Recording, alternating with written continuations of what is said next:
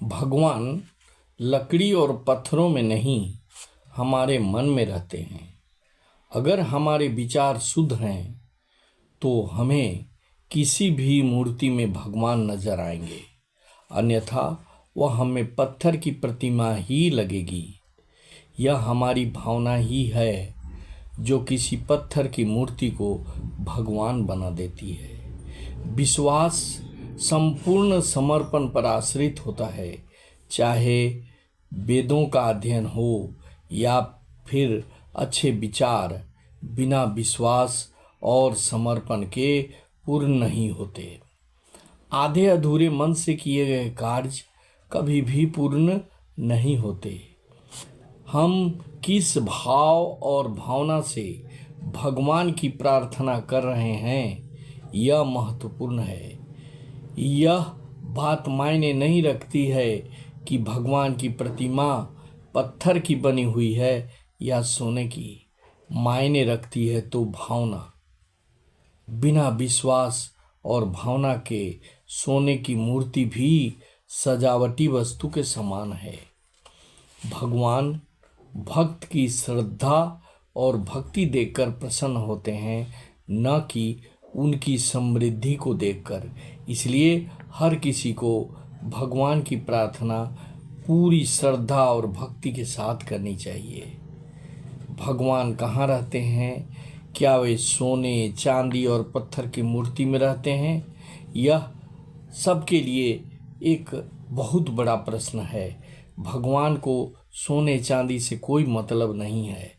उनके लिए तो सारी बातें श्रद्धा से जुड़ी होती हैं।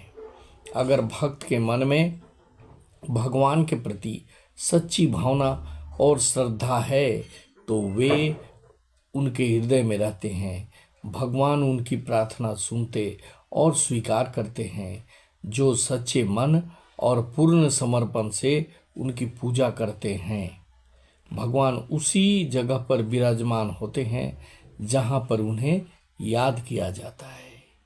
एक व्यक्ति को शांतिपूर्ण वातावरण की जरूरत होती है, जहाँ पर वह पूरी तरह से तन्मय होकर भगवान की प्रार्थना कर सके। जो इस सत्य को प्राप्त कर लेता है वही जोगी और महात्मा कहलाते हैं।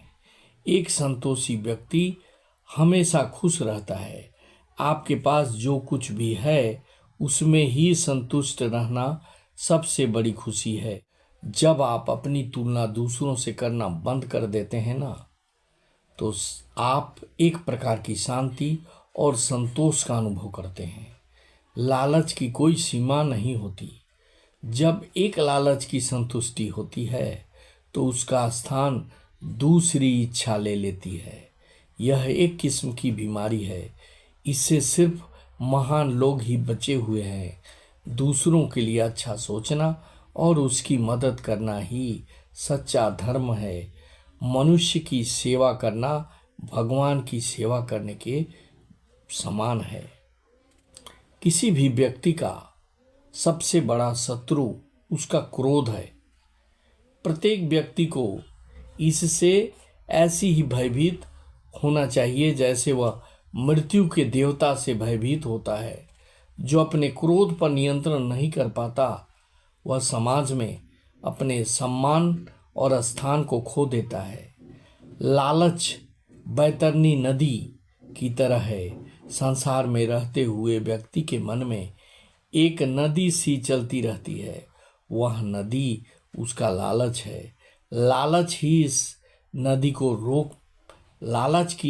इस नदी को रोक पाना बहुत कठिन कार्य है। पुराणों में कामधेनु का वर्णन मनोकामना पूरी करने वाली गाय के रूप में हुआ है। शिक्षा की तुलना कामधेनु गाय से की गई है, क्योंकि इसकी सहायता से आप अपनी सारी इच्छाओं को पूरी कर सकते हैं। इसलिए प्रत्येक व्यक्ति को शिक्षा प्राप्ति के लिए कठिन श्रम करना चाहिए। संतुष्टि की तुलना पुराणों में वर्णित नंदन वन, मनोहर खुशी प्रदान करने वाले बगीचे से की गई है।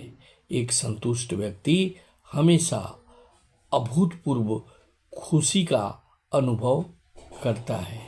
इसलिए भाइयों, भगवान को पाना है, खुशी पानी है, तो श्रद्धा और भावना को ठीक करना होगा, लालच से दूर रहना होगा, क्रोध पर काबू करना होगा, जिससे कि मनुष्य खुशियों के अंबार में बैठ जाएगा।